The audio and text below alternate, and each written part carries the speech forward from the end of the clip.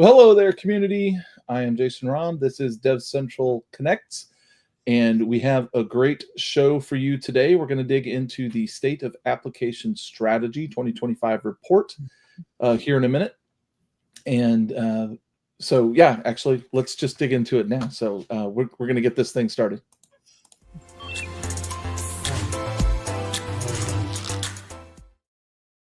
I thought I had a lot more to say there, but apparently I didn't. And I'm like, you know what? Let's just get this thing going. How are you two? We are great. Thanks for having us. Yeah. Absolutely. Well, first, Lori, I'll introduce you, our Chief Evangelist and Distinguished Engineer here at F5. Lori, how are you today? I'm good.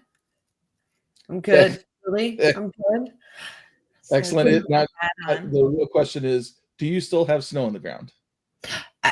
No, it was 70 degrees just the other day. The snow is all gone, although you never discount it until about August. It's possible. Not likely. In that 8-day window before it starts up again. Yeah, right. If summer lands on a Saturday, we go on a picnic. It's lovely. It's lovely when that happens. Yeah. Now it always amazes me that is it the Dells that seems to be like the water park capital of the world? It's like really cold there, and it's not very warm for very long. So how is that the water park capital of the world?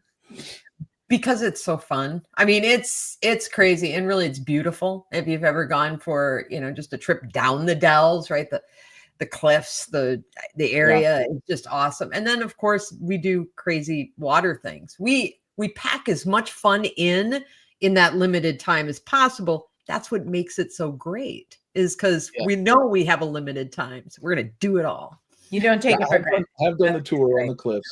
Yeah, I have done the tour on the cliffs, and that's cool. Beautiful. I also did the go-karts, and my brother slammed me into the wall on the double helix one. Nice.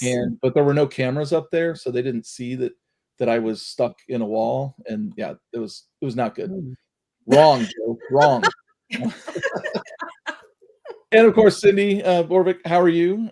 You are the Market and Competitive Strategy Director for F5. And so how are you today? I'm great. I'm on the East Coast. So we did have snow until April, mid-April. We had a snowstorm, which was a little unexpected, but like the folks in Wisconsin, we roll with the weather and make the best of it. How far north are you on the East Coast? Oh, I'm outside of Boston, Massachusetts. Okay. Yeah. Okay. Yeah. So you're way up there. All right. Yeah, we're definitely way up there, and we're ready for all kinds of weather. That's for sure. All right. Well, we're here to talk about something that has been, I guess it started as a passion project. Is this the 11th year? 11 years ago? 11 years. Yes, I've got the pleasure of working with Lori McVitie for 11 years on this project. Pleasure. Thank you. Your check's in the mail, Cindy. Okay. Yeah, so 11 years you guys have been doing this, and that's amazing. And 11 years in, is there anything from year one that is still true today that is something, hey, organizations, you might consider this, and it's still a thing that needs mention and attention? One thing I'm really excited about, and I just found this out about a month ago. I was working on a presentation, and we wanted to talk about the importance of programmability. And this year in State of Application Strategy, 91% of the respondents told us that programmability was important. And then I thought, when was the last time we asked about programmability? And I went back to 2015, and we asked about it then. So you can see that both Lori and I understood the importance of programmability, and F5 obviously understood the importance of programmability, and wanted to really let our community know that programmability can help them solve so many of the challenges that they're facing on a day-to-day basis. And so back in 2015, 51% said it was important. So it took 10 years for nearly everyone to recognize the importance, but nonetheless, we have that data. We have been watching this progression, and so super excited that we have these insights that we can not only talk about what's happening today, but also help folks see the progression that the industry's gone through. Yeah, and we'll get into understanding the, I guess, the chasm. Would you call it a chasm between organizations seeing it as a priority versus organizations seeing it as a reality thus far? We'll get into that chasm a little bit later. Yeah. But one of the things that you guys predicted, and I had the slide for it. Let me find that real quick. You mentioned in the startup, that's the wrong point. Let me bring this up.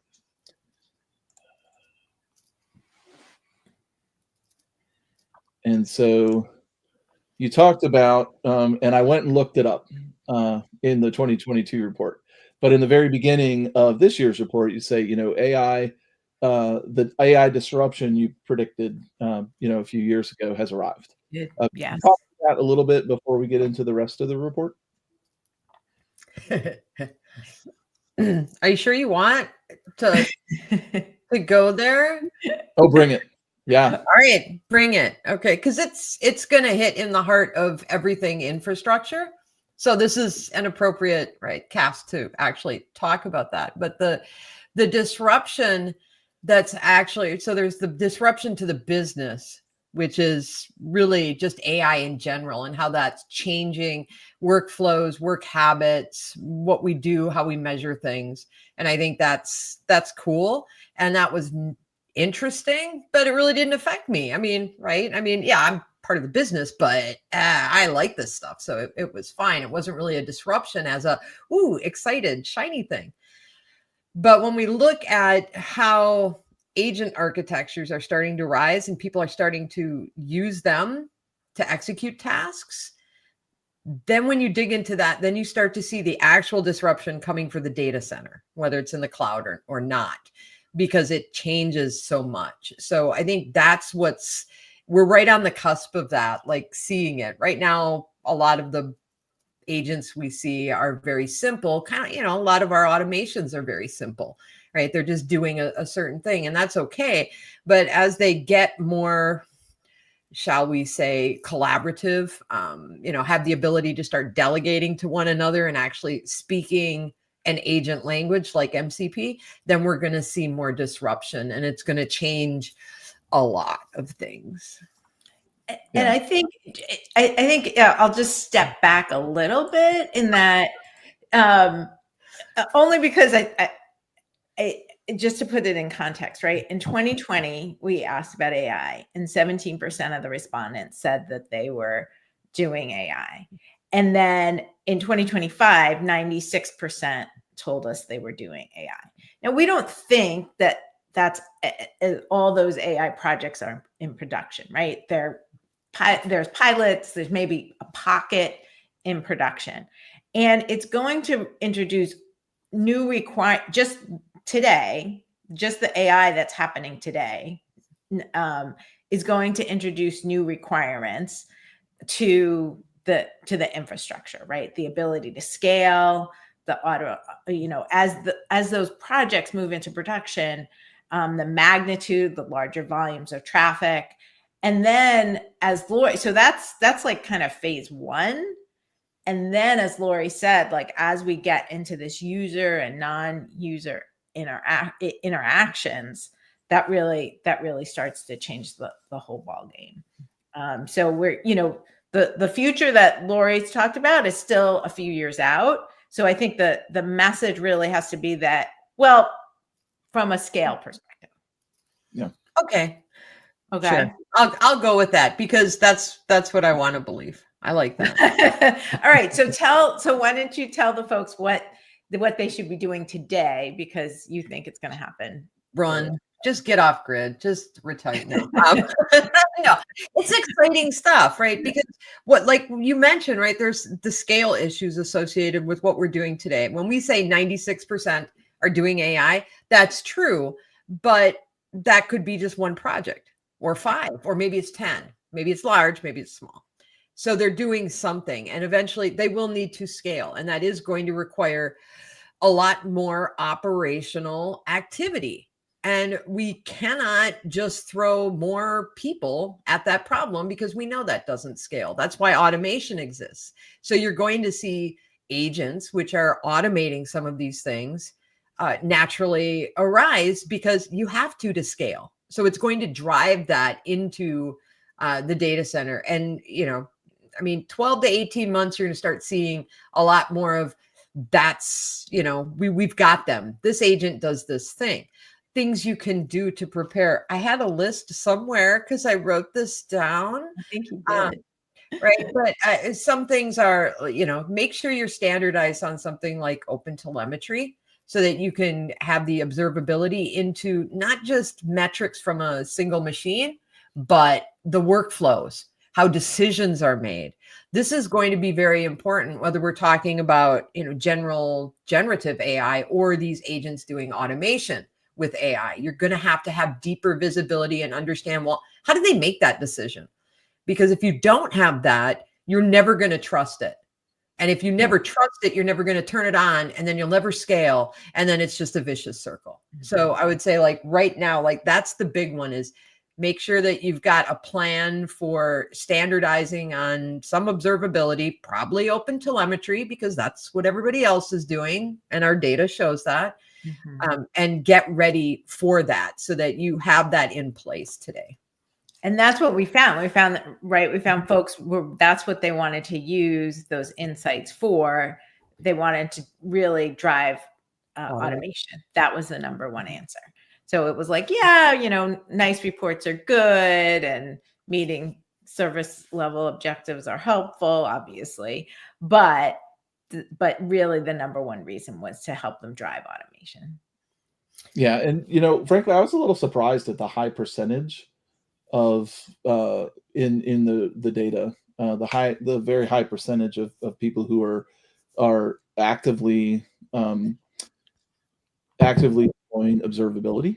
In a lot of the conversations I have, either in the forums on DevCentral or at user groups and all that, I don't see that yet. And so, maybe you guys are talking to all the, bleeding edge people. But do you find that that's, industry wide, that's true, for the level of people that have embraced observability in that way with things like open telemetry, because you said that, data is not really the problem anymore. And so I guess that makes a little sense, but what do you think? Well, we say data, and I think we need to distinguish between the data that's being fed into generative AI and a lot of the business side tools, which is very much customer data, order data, product data, supply chain data, financial data, right? Business data. And they've got a handle on that because that was the first thing that they started focusing on. And a lot of them were already primed for it because they were doing things like, business intelligence, and they were running reports. They were already mining a lot of that data. So this wasn't as big a leap for them as on the operational side, which is where the other data has to come from. You can't automate any kind of infrastructure workflows if you don't have data, right, around it, right?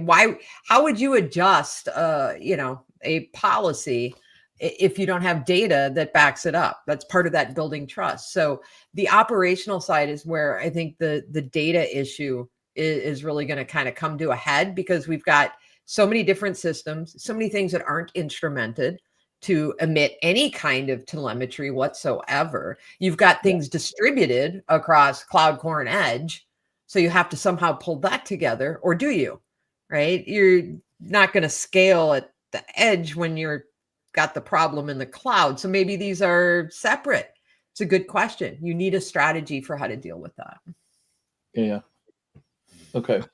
One of the things that you'd mentioned in the report is that a lot of orgs, they're managing, a median of 4 cloud environments in their infrastructure. 4 locations. So they have at least 4 locations. So whether they're on-prem data center or a public cloud, they have 4 locations. Yeah.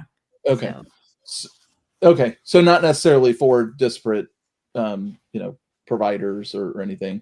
Just it could be single provider in multiple locations. Could be, though. I can't quite remember the number of cloud providers, but it was pretty high as well. It was either three or four. Yeah. Okay, yeah. So I guess my question to you, and maybe it's not in the data, but and maybe Laura, this is more a question for you. How are organizations managing that? Because I look at God. like personally, I'm working on really diving below my surface level understanding of AWS, Google, Azure, and then private cloud things like deploying your own Red Hat um, Right. open virtualization or virtualization. And so how are people managing that Well, I guess at the organization level, but then also at the engineering level? How are they managing? So I'll just start with just a few of the stats that we found, right? So we know that overall, organizations, when they decide where they put their apps, they are making the decision based on what the app or the AI model needs, right? So that's 90% said, that's how I make my decision on this location, on this operating model. And then the other thing is, we also heard that at least 2/3 of the respondents told us that there's actually also a business decision that is part of that, right? So there's maybe there's been some M&A, merger and acquisition. They have to incorporate other locations. There may be some compliance reasons. So there's all sorts of reasons that are driving this multi-cloud, and it is the way that they are operating, right? 94% told us they were operating across multiple models or locations. But then to get to your actual question, which was how are they managing it? They're struggling. 53% told us that they have inconsistent security policies across all of those environments. And actually today there was just a letter from the CISO of JP Morgan Chase about how challenging that is for organizations to have all of these different environments and not having that consistent security or a consistent way to do that security. So, and then also the delivery policies, the performance is just as important. And 47% said they didn't have those. So I guess we know they're not managing it. And then I'll pass it to Lori in terms of okay, well, what can they do to help solve that? Oh, what can they help do? Well, they have to address the reality. And Jason, you kind of mentioned this, right? You got to deal with AWS and you got to deal with Google, and they all have very different models, different APIs, different services. And what we've seen in the past is that organizationally, cloud silos, excuse me, that's not supposed to happen. How dare you? Yeah, that's right. How dare you? It was a spammer. I'm sure mine go off in 18 seconds now that I called you up. Probably. So it's on silent, but certain phone numbers come through. Yeah. Anyway, we've seen organizationally that you get cloud silos. Like there's an AWS team, there's a Google team. They get really good at managing that environment because it's a different model, different sets of APIs. And that's cool, but cloud engineers, cloud architects are not necessarily, network architects or network engineers. So they don't have familiarity with the same tools, even though those tools may be available in every public cloud and in the data center. I don't know. There might be someone who does that. So you've got the tools, but they're not aware of them. And then also, they don't know how to manage that because it's a different level, different construct than the services that they get in Google or AWS, which is basically push a button, block that, and they're done, right? As opposed to, other solutions. So you get that kind of siloed activity on the operations side that results in, 3 different security services that of course have all their own security policies, and maybe they don't match up. And that's where that inconsistency comes from. Yeah. Well, you've dealt with this in your network world days and all that, you test 8 different switches, and they all have. It's network world, right? No, it was not. It was network computing. Network computing. And My yes, apologies. we had a Yeah. fierce rivalry. I mean, that's like calling me a Bears fan. Like I would come through the screen at you, right? For that. So I am so sorry. Yes, network computing. Yes, I do remember that now. And I was on the IDG side then too. So Lori and I, we were separate, and now look, we've come together. There you go. We came together. All come together. Yeah. Go ahead with your observation. Yeah, you have like 8 different switches, and when you're filling out your feature chart, it's like, they all switch, right? But you have like 80% of your personal needs for a switch are covered if I was able to merge all of those switches into one.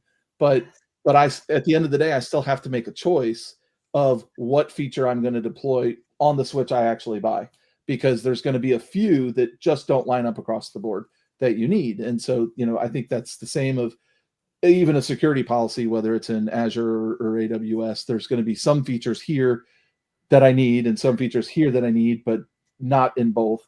And so things like, not to push products on this thing, but, those are the types of things that F5 Distributed Cloud solve, right? You have the services that sit in front of all of that. And then, you can still put all your compute in those places, do all the great things that those places do.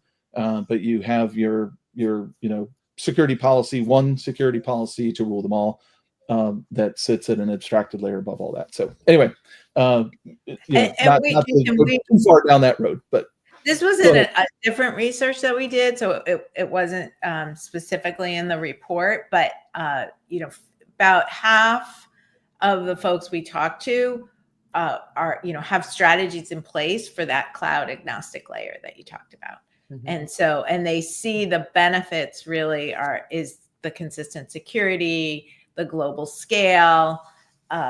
This is something that organizations are moving towards and really do want. Mm-hmm. Yeah. Okay.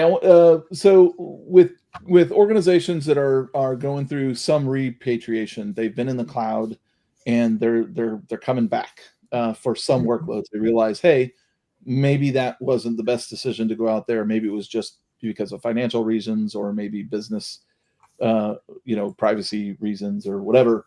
Do orgs that have kind of punted on those skills for a while, do they still have the human element to be able to manage that during their repatriation? So it's like, they haven't been exercising that muscle for a while. And so they're bringing workloads back into environment, and they actually have to remember how to rack and stack and, do all the patching processes and all those things. Are you guys seeing that as an issue with organizations, or is that, is it just like riding a bike? Well, I guess I would say, remember, they're not like wholesale saying I'm moving, they don't have the entire moving truck, right? They just have like a little van where there's between 15 and 20% of their apps that they're like, this doesn't work in the cloud. We're moving it back on-prem. So I think that what we found is that the folks that do repatriate apps, they are actually the most sophisticated, if you will, in terms of their skill sets. They're much more advanced in terms of their operational practices. So the short answer is actually yes, they do have it, and that's because the ones that are able to really make the best decision for their applications, no matter what the location, is because they've invested in that talent. Yeah, if you look at previous years, we've looked at the correlation between adoption and practice of SRE approaches versus traditional approaches to how you operate a cloud-like environment. And there is a strong, inarguable connection between the people who have adopted those kind of more modern engineering practices and repatriation. So they have put together the skills they need to operate in a cloud-like manner. So when they go to pull something back, it's really not a problem. And as Cindy pointed out, they were still racking and stacking, right? We're seeing distribution almost equally across every single environment. So they're equalizing. It's like, we're going to have things everywhere, which is kind of the opposite of what was predicted, right? Oh, everybody will be in the cloud. Yeah, sure they will. No, everybody's going to be everywhere. Yeah. Yeah. Which, brings all of its own challenges, right? Yeah. Right. Okay. Another thing that I wanted to bring out from my review of it was around AI Gateway. Kind of surprised me that we're as high a percentage this early in deployment of that. Did that surprise you, or did it surprise you that it was so low? For me, it surprised me that it was so high at this point. Well, I mean, quite frankly, I think just about everyone, we said 96% are doing something with AI. They are probably already, they have an AI gateway, but they don't really know it, right? Because they're getting it from their API gateway, and they have an API gateway, and or they have a different product, and it's performing some of those functions of an AI gateway. So that's my take, that it's likely that they're getting some of that functionality from their existing folks that they're working with. Okay. Yeah, I don't think it should be surprising. I mean, the difference from moving from, apps and URIs to APIs was not really enough for, right, executive level attention on, oh, that changes how the session variables, right? I mean, that level of like security is just, it's not something they pay attention to. But when you look at, I mean, it's very obvious that AI traffic, something completely different. So they know they needed something. And AI Gateway essentially fills that role. So I think that's a lot of what's driving it. It's so obviously different in terms of security that they needed something. And I think, I mean, this is just a watch this space, right? Like, where things are changing, very quickly. And I think, there's new products coming out, new offerings. So I think there's just a lot more exciting things to see. It's particularly around app delivery and security around AI. Yeah, and I think the data says like most of it's like they're protecting the models. But as you're looking at all the different elements like RAG apps and other things, Laura, you mentioned earlier briefly MCP. That's one of those things that was, I think, open sourced in November by Anthropic, and that is 8 seconds ago, and the MCP tools that are available have absolutely exploded on, and we've already had I forget what they called it, some kind of poisoning has already been like a big risk dropped on MCP, and not that it's anything new.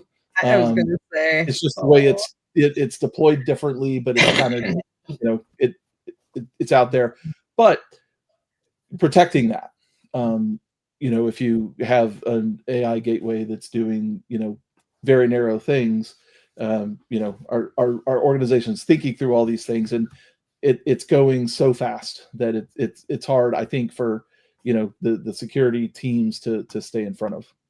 It is. And so, MCP, right, in technology, 8 seconds ago is a good time frame to put it in, but it's already, I would, predict, and I will, I'll make it official. MCP is going to be the standard. I don't think anybody questions that at this point. A2A, which was introduced maybe like 2 seconds ago, has a good shot at also being adopted.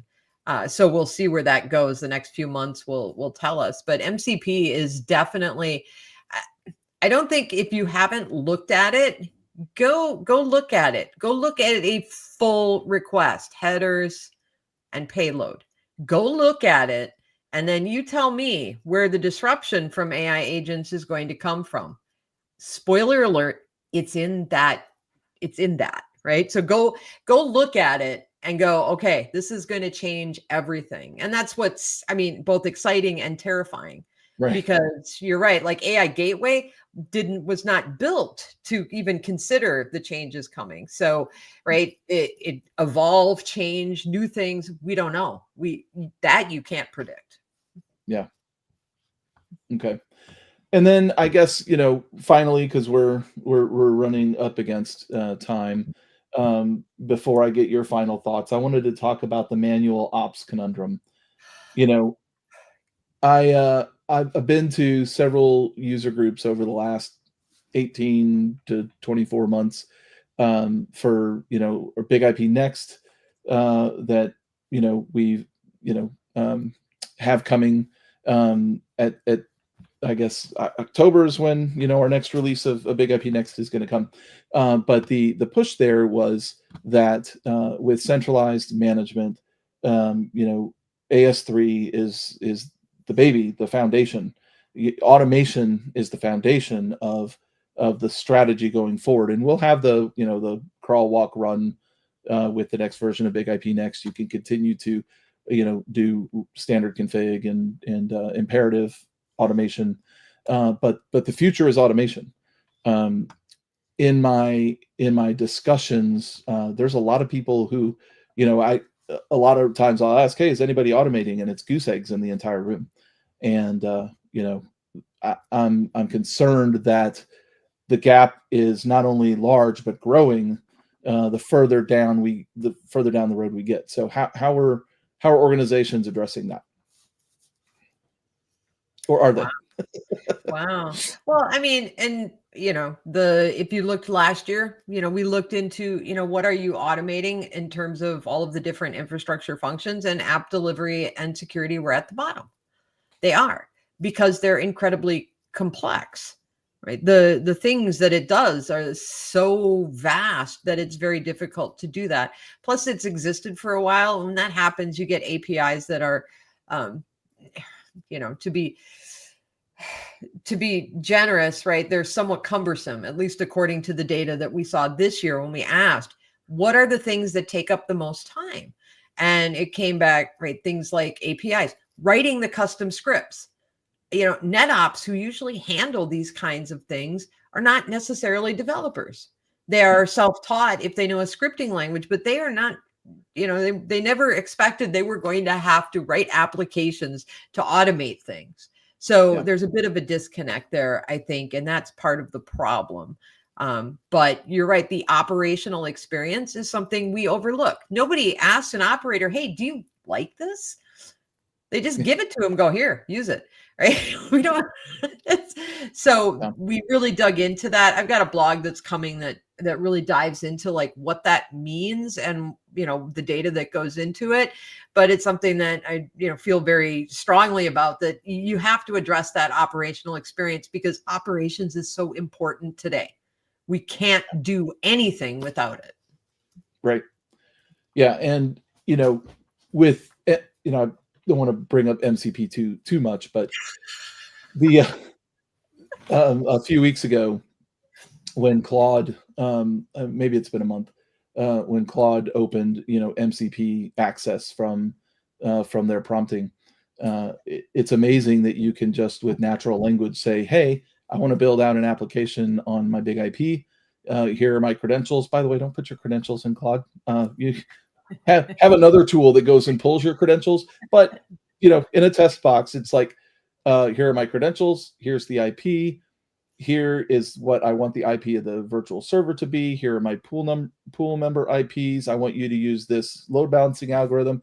I took it a step further. It's like, I actually, want to do a ratio with 3 different levels of pools with a minimum member, and in a prompt, and I hooked up an MCP tool with curl, and I said go, and in about 38 seconds I had an application built on Big IP, and the only domain specific language I needed was, to say a virtual server and a pool.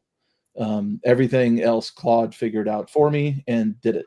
And so I think that in this new world, the providers of the world, F5, other vendors, if we can build out the MPC or MCP service to take away all the, to make the ridiculously easy button, right?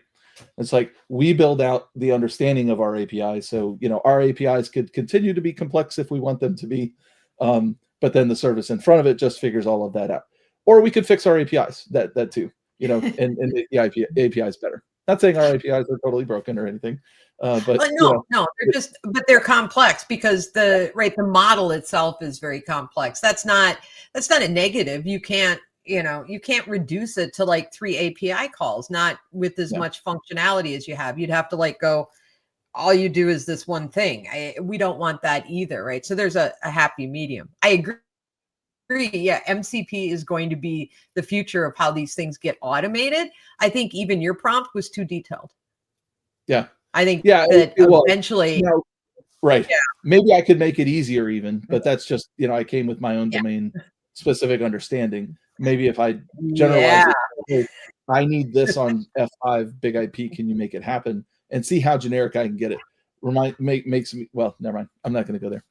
But I think that the options are there, and from the prompt world for the smaller orgs that don't need a tool chain to automate changes and all that. Maybe they have 1 or 2 big IPs, but they don't even want it to, maybe they have a lot of services on that and they need to start automating in that way.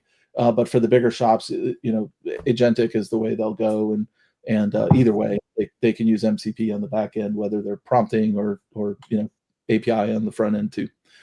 Okay. What else do you want to say about the SOAS report for this year? What key point do you need to bring out before we call this a day? Go ahead, Cindy. Well, I mean, I guess, it's really that this hybrid multi-cloud world is here to stay, and we can embrace it and solve your current challenges in that hybrid multi-cloud way with things like, this cloud agnostic layer, which we know delivers the consistent security and delivery policies that you need. And with, either taking baby steps or just embracing the automation that's out there. Absolutely. And I'd go back to the one of the first stats about, what makes a great digital experience that Cindy, thoughtfully asked of in the survey. And, the answer is performance.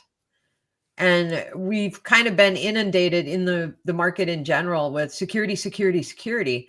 And we kind of forgot about performance. And I think that those two go together, right? Peanut butter and chocolate. Yeah. Or peanut butter and jelly, depends on who you are, right? But they go together and you really can't, disassociate them. You need both performance and security. And that's really what application delivery and security is all about, is bringing them back together the way they were meant to be, so that everyone has a great digital experience that's also secure. Okay. Well, for those of you who have joined, you can go, you're not me, but that's because I have gotten the report. That's why that little dialogue pop-ups there. But you can go to, and I'll post it here in the chat. You can go there, and let me do that over on LinkedIn. I don't know why it's not sharing over at LinkedIn. But go to download the report. Tons of great insights in there, and all the archives. You can reach all the archives from previous years if you want to validate the claims that they make from previous years, which I always like to follow up the evidence, but I can tell you up front that the claims they make that were from previous years, they're true. But you can Thanks for checking. You can suss that stuff out for yourself. But with that, I will bid you to adieu. Thank you for joining today. Thank you, Jason. Thank you. Yeah. Absolutely. Great job. These are always so insightful and helpful. And so great job on the report, and already looking forward to what's going to come for next year. It's good. Awesome. All right. Take care. Okay. I have a couple other things I want to share before we get out of here. And one of those is the F5 Academies that are going on right now. And so you can go out, and I'll drop that as well.